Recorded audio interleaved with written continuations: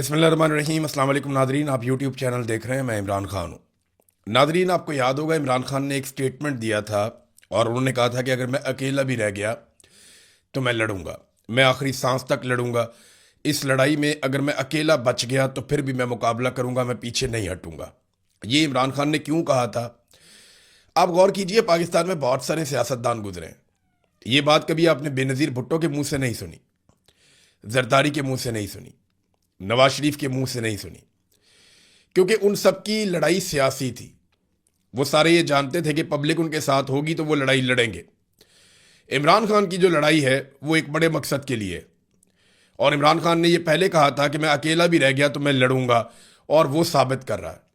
अब अमली तौर पे अगर मैदान में कोई आदमी बचा है जो डट कर सामना कर रहा है तो वो इमरान खान है। बाकी लोग आवाज़ उठाते हैं, जोर लगाते हैं, कोशिश करते हैं, लेकिन इसके बावजूद कोई और रास्ता बचा नहीं इमरान खान के पास कि वो इस रजीम के खिलाफ लड़े या इसके साथ डील करे। अब दो ही चीज़ें रह गई है ना। इमरान खान के बाहर आने का कोई तीसरा रास्ता तो है नहीं। या तो डील की जाए इसी एस्टेब्लिशमेंट के साथ, या फिर इमरान खान साहब इस एस्टेब्लिशमेंट को शिकस्त दे दें और डटे रहे, खड़े रहे इस एस्टेब्लिशमेंट के खिलाफ।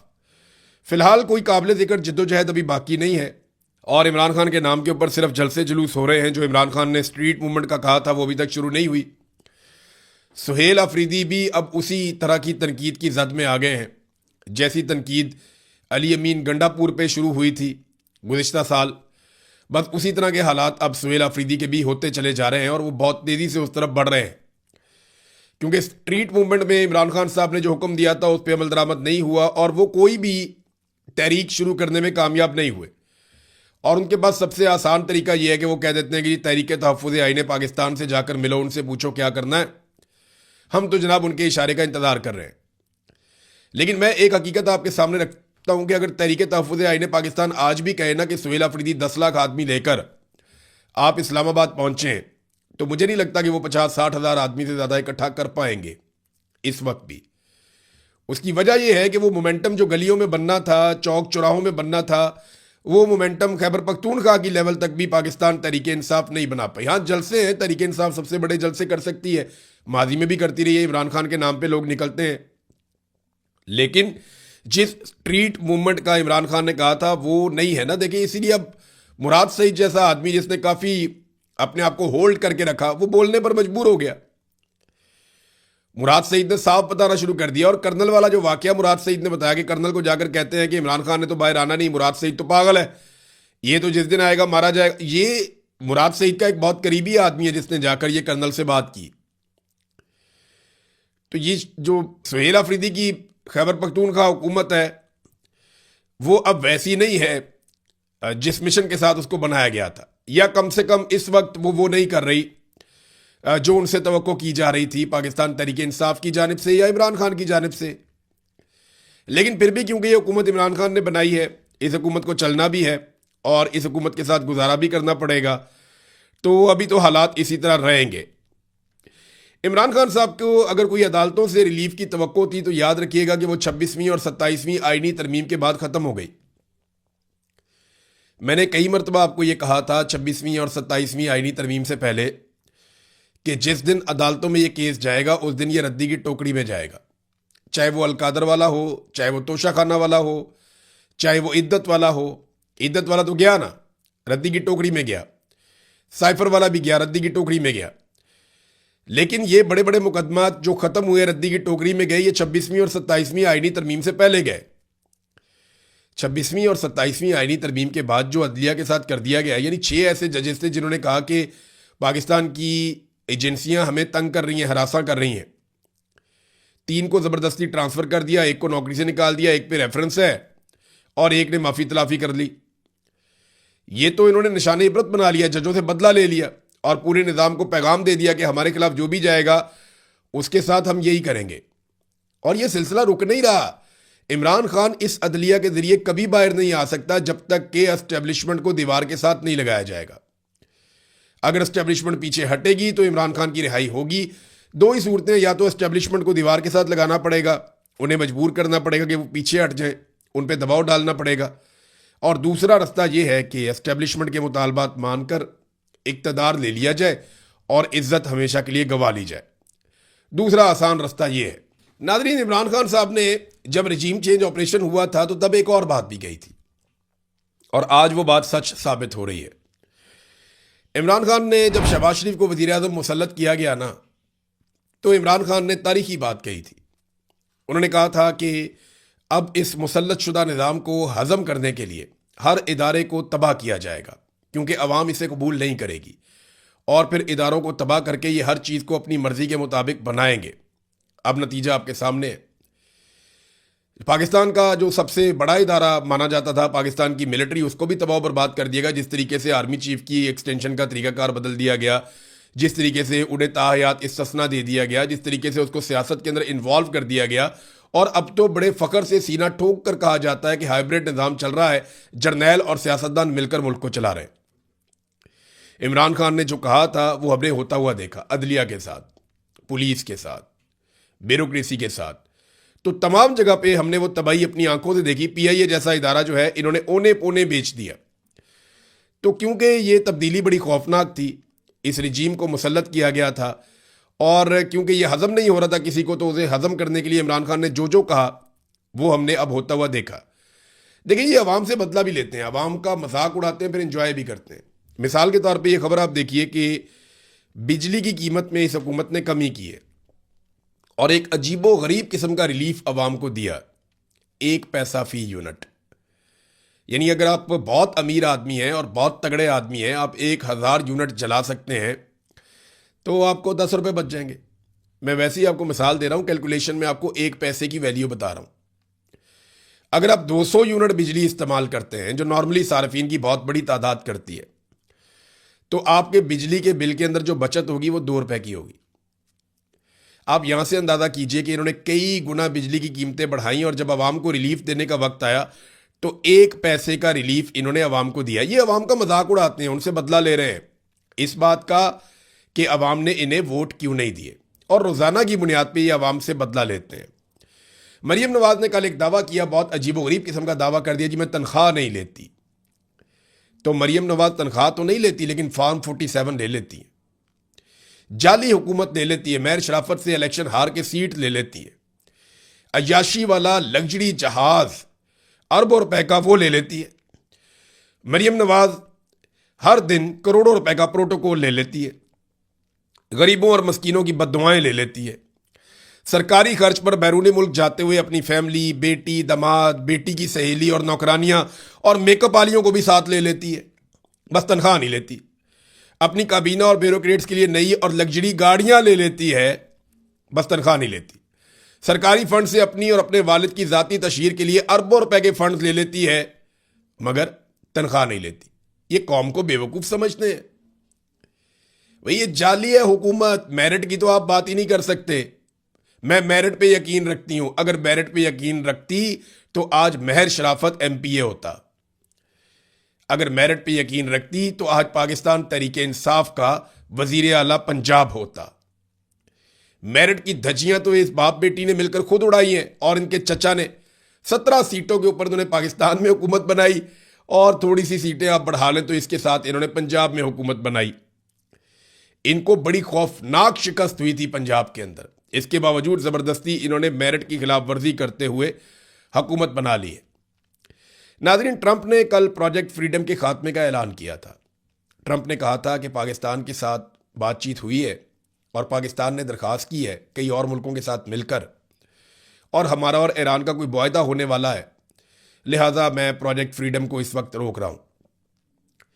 तो शहबाज शरीफ साहब तारीफ का कोई मौका जाने नहीं देते, यानी शहबाज शरीफ साहब कोई मौका ज़ाया नहीं करते कि जहां पे उन्हें तारीफ करने का मौका मिले और वो एक लम्हा भी ताख़ीर करे। सलूट ठोकने का, खुशामद करने का, जूते पॉलिश करने का शहबाज शरीफ कोई मौका अपने हाथ से जाने नहीं देते।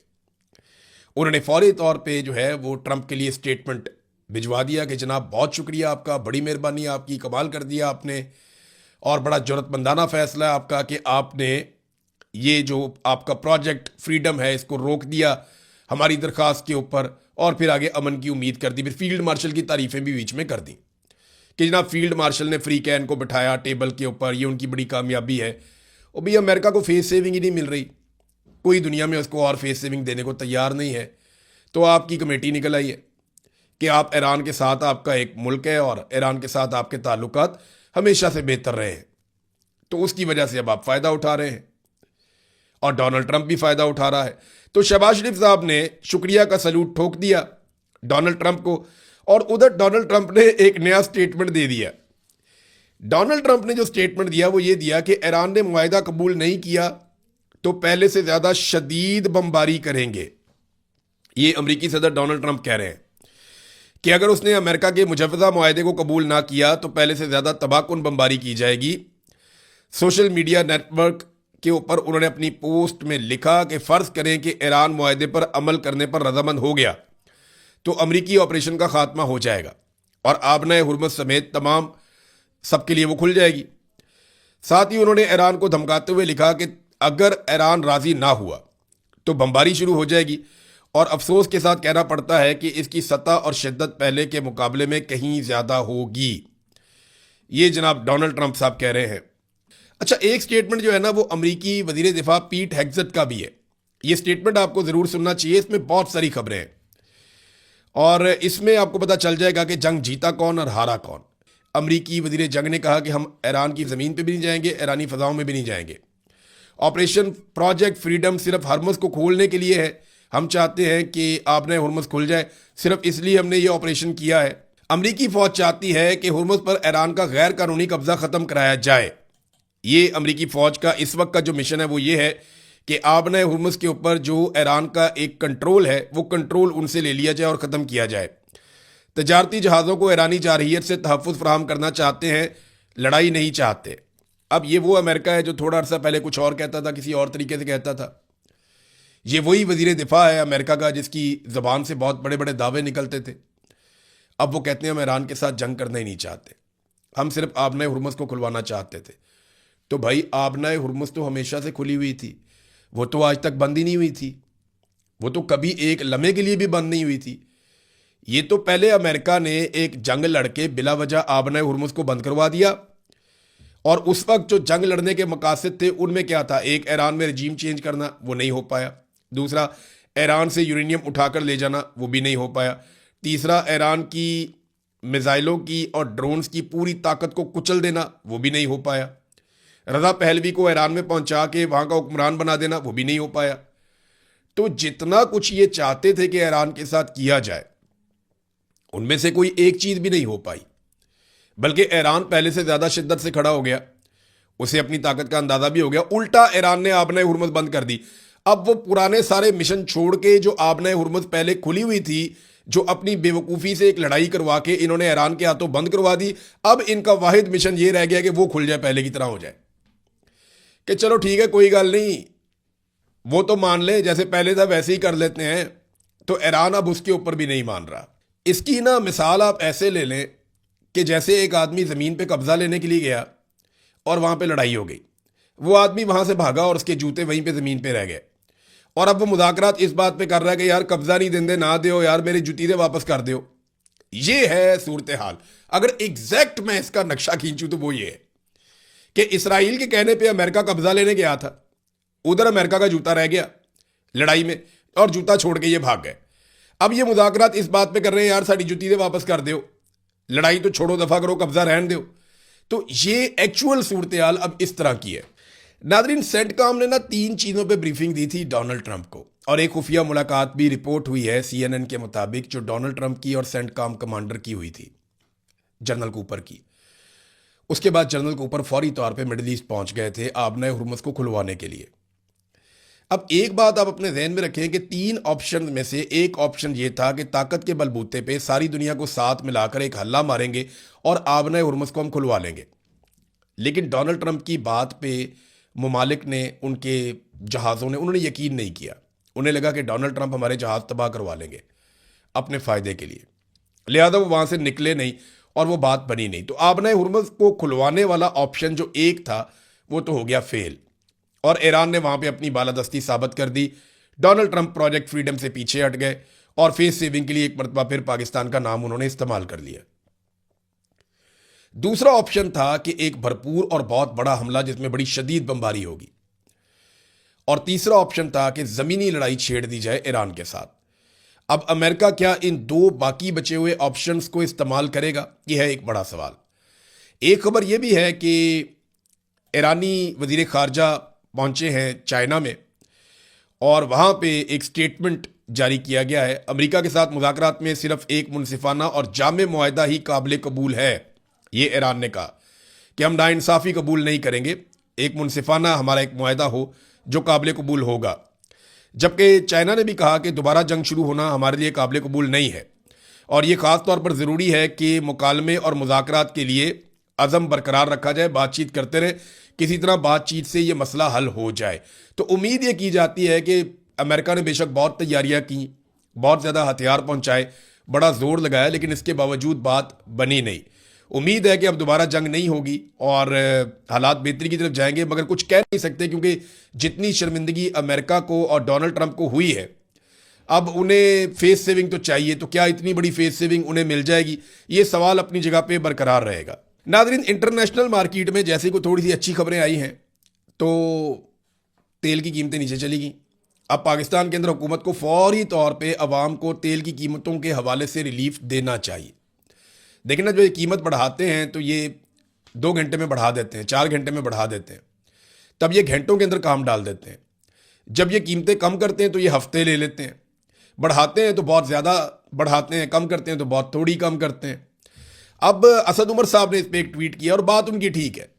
उन्होंने कहा जी अमेरिका की फीकस आमदनी पाकिस्तानियों से 50 गुना ज़्यादा है, यानी एक अमरीकी जितने पैसे कमाता है वो पाकिस्तानी से 50 गुना ज़्यादा पैसे कमाता है। यानी एक पाकिस्तानी अगर 1 रुपया कमाता है तो अमरीकी 50 रुपये कमाता है। उनकी आमदन पाकिस्तानियों से इतनी ज़्यादा है। वहाँ ईरान जंग की वजह से पेट्रोल की कीमत पाकिस्तानी रुपए में 330 रुपये फ़ी लीटर हो गई है। यानी अमेरिका में ये जो जंग लगी है इसकी वजह से पेट्रोल की कीमत 330 रुपये फ़ी लीटर हुई है और पूरे मुल्क में वावेला मचा हुआ है। हालांकि वो पाकिस्तानियों से 50 गुना ज़्यादा कमाते हैं। पाकिस्तानियों से 50 गुना ज़्यादा कमा के वो 330 रुपये का पेट्रोल पे राज़ी नहीं है, वो गले पड़े हुए हैं हुकूमत के। लेकिन पाकिस्तान में पेट्रोल 400 रुपये फ़ी लीटर है और पाकिस्तानी अल्हम्दुलिल्लाह सब्र और शुक्र से ज़िंदगी गुजार रहे हैं। हमारी कौम ना हुक्मरानी के लिए बेहतरीन है। अगर किसी ने हुक्मरानी करनी है ना तो पाकिस्तानियों पे आके, इसीलिए तो अंग्रेज आके यहाँ पे हुक्मरानी करके चला गया था। ये लोग सब्र शुक्र कर लेते हैं, ये लोग गुजारा कर लेते हैं, ये लोग अपने हक के लिए खड़े नहीं होते। इनकी सोच में आज़ादी नहीं है और जब तक सोच के अंदर आज़ादी पैदा नहीं होगी, नई नस्ल बहुत मुख्तलिफ है, वो इनको बताएगी आने वाले वक्त में कि एक्चुअली आज़ादी किस तरह ली जाती है। लेकिन अभी इस वक्त तक तो पाकिस्तान के हालात आपके सामने हैं। लोग बर्दाश्त कर जाते हैं, गाली देते हैं, बदतमीजी करते हैं, फिर घर चले जाते हैं, इकट्ठे नहीं हो पाते। और उसकी बड़ी वजह यह है कि पाकिस्तान में कभी भी प्रॉपर अपोजिशन नहीं हो पाई। जब भी कोई अपोजिशन में आता है तो वो एस्टेब्लिशमेंट की तरफ देखता रहता है कि जनाब हम छोटे मोटे एहतजाज करते हैं, आप हमें हुकूमत में ले आए। बस अवामी लेवल के ऊपर कोई सियासी जमात नहीं जाती, ये बदकिस्मती है। 330 रुपये में अमेरिका में रोला पड़ा हुआ है और उनकी आमदन हमसे 50 गुना ज़्यादा है और 400 रुपये में पाकिस्तान में बिल्कुल खामोशी है। अब तक के लिए इतना ही। अपना ख्याल रखिएगा, अपने चैनल का भी। अल्लाह हाफ़िज़।